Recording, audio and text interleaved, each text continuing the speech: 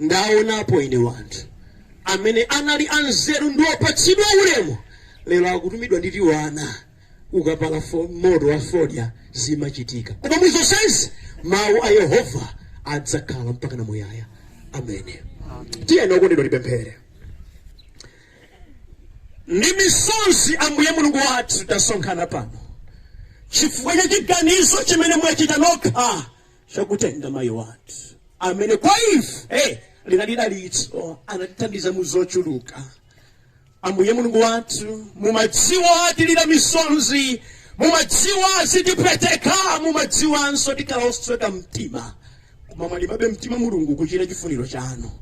Atate, popeza mwachita izi ndinu ndapeza kanthu aka pakuti mwapangitsa mayi apite kuti bambo uyu abwere. Bambo uyu sapemphera, ni bambo oyipa mtima, amakwatira amene ali ndi wana mbwerekete ngati akachita chogulitsa uyu.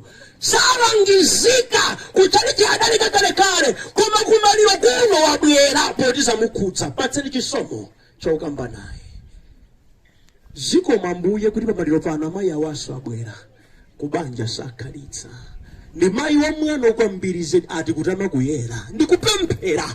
Patseni chisomo chakukamba naye zisadafike poti vuta.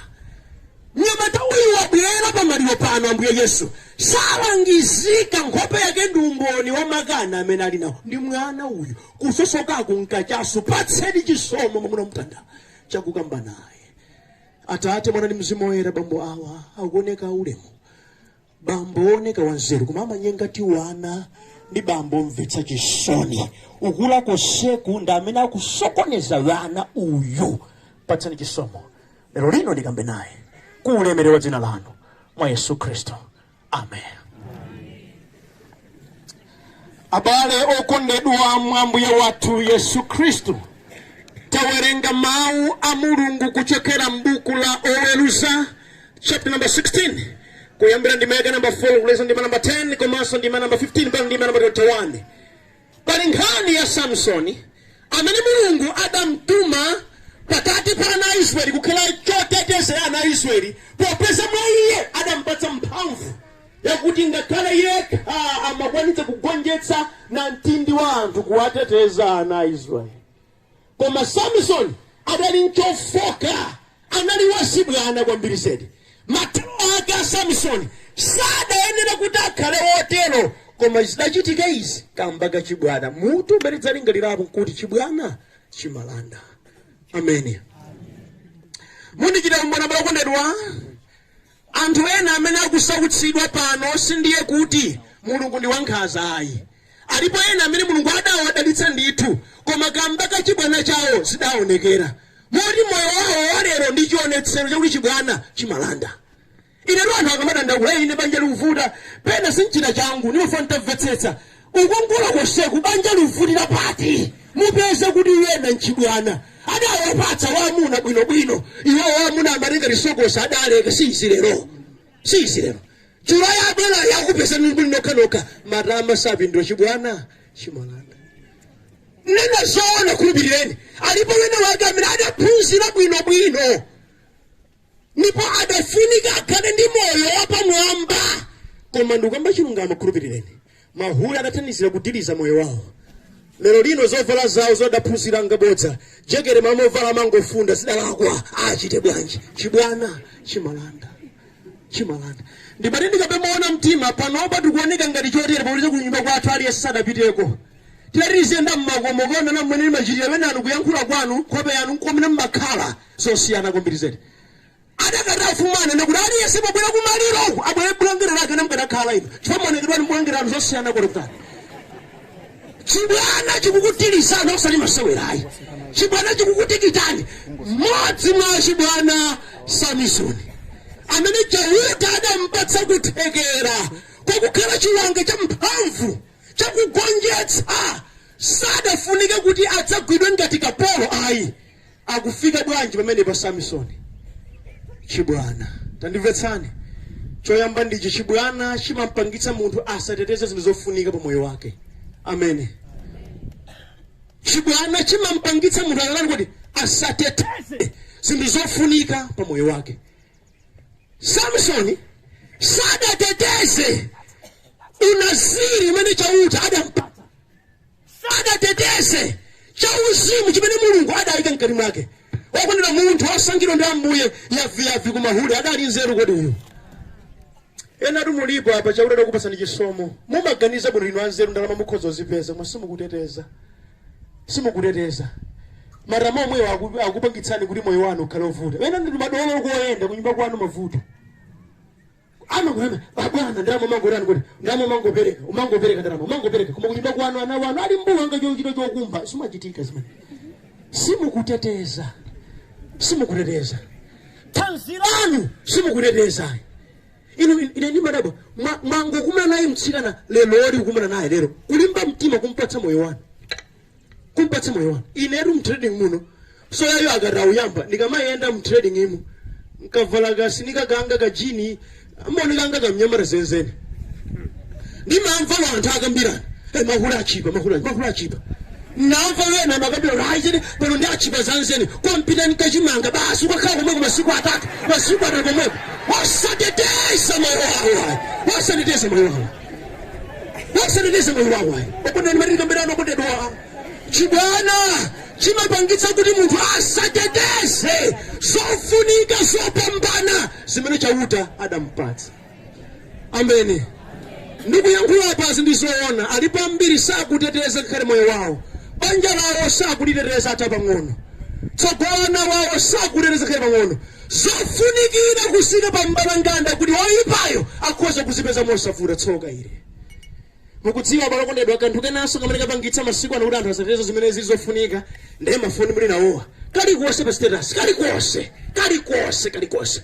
lero nterere anebe uchiro dziwiratu kena kalikonse mupezeka futo pa status, mkuleko kasapato pa status, wasateteza. Ndibatidika penanu mafuto ena amene akubwerawa mu uchiro washo chadala anthu oyipa. Dziwani ku dziko lino siwosama kufulaniza bwino ata pang'ono.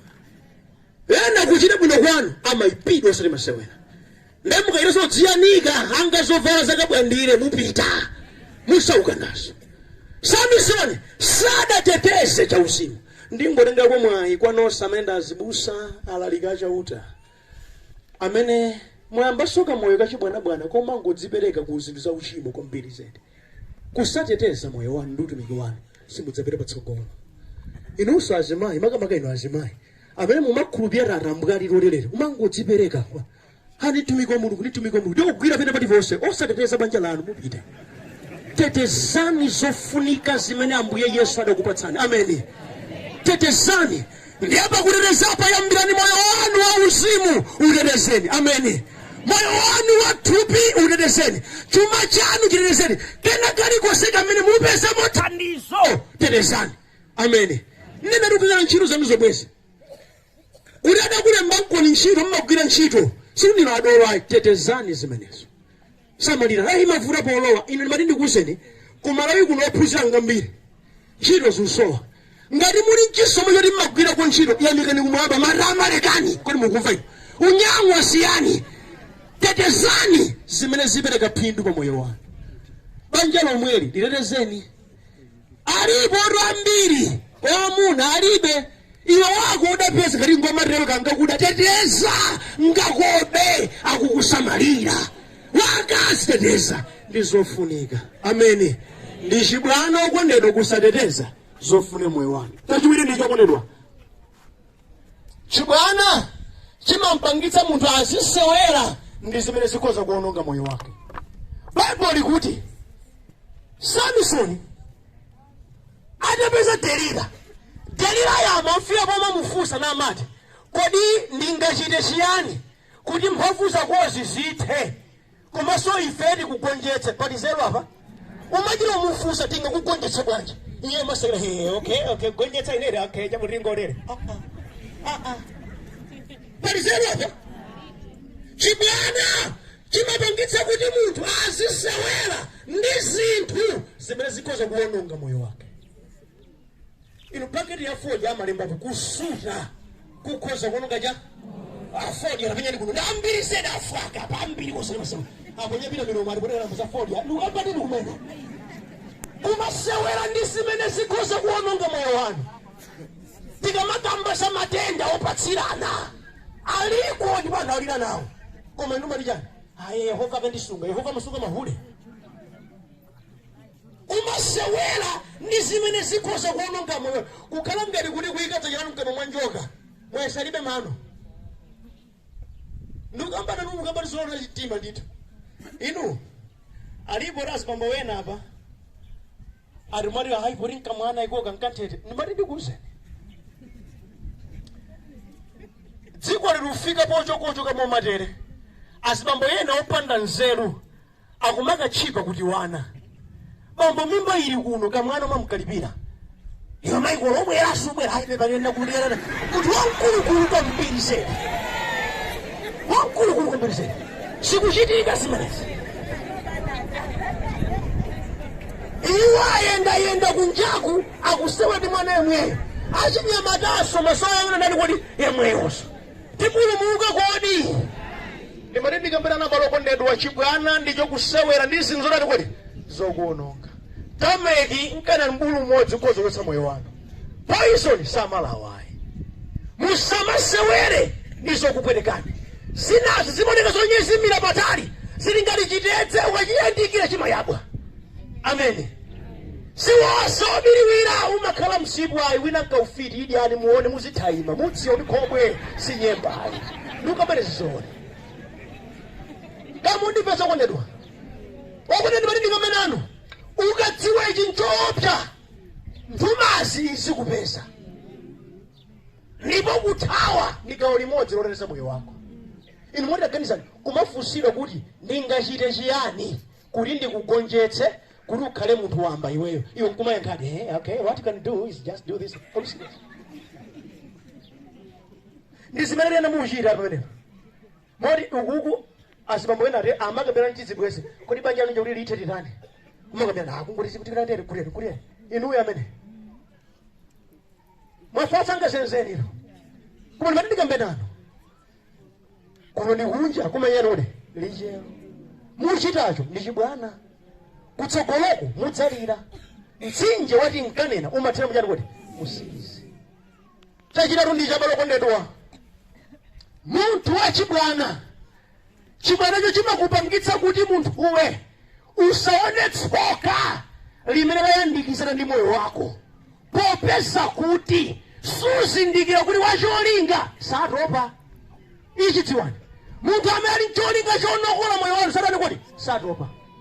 Asibambo onse veneni pano ngati muli ndi sipe yawiru pena pake chibwezi hafuchikeni mawena amatero akafuna kuti akudyereni ndikuzani amadzipereka saizi kukana bola apeze zofuna za mtima wake. Munthu akafuna kuti akuchite chipongwe amabwera ngati bwezi cholinga akuononge. Delirani adzipereka nanu asabizoni kwa agonetse pamwendo iwo amali mchikondi osadziwa moyo wawo kupita. Wena nurumu lipo amanda kudyani mahule ndalama nuka mberezo mutsimizo tabusa mukamba zona ni mada didyere ni mahule ndalama otiyele ucho kubafa kuberekani ata kudyani ndalama zoja ali kuti lero atapenyeni kuti ali kuti lero adapita kalekale adapita wacholinga sarati kwadi satupa walakuwa niliticholinga chake akamaliza wata. Ndikuyenjezeni azibambo ndimakonda kunena mamene hule sasa utamarenda sisi matenga ayi akakujira nijerani mkazi wako komwemwe amene mamunyoza nkhope ngati chipwete amene nde adzasamale moyo wanu wacholinga satopa. Amene satopa. Olu nukambazi sizabanja zokhazi olo mzanu naye ora afuna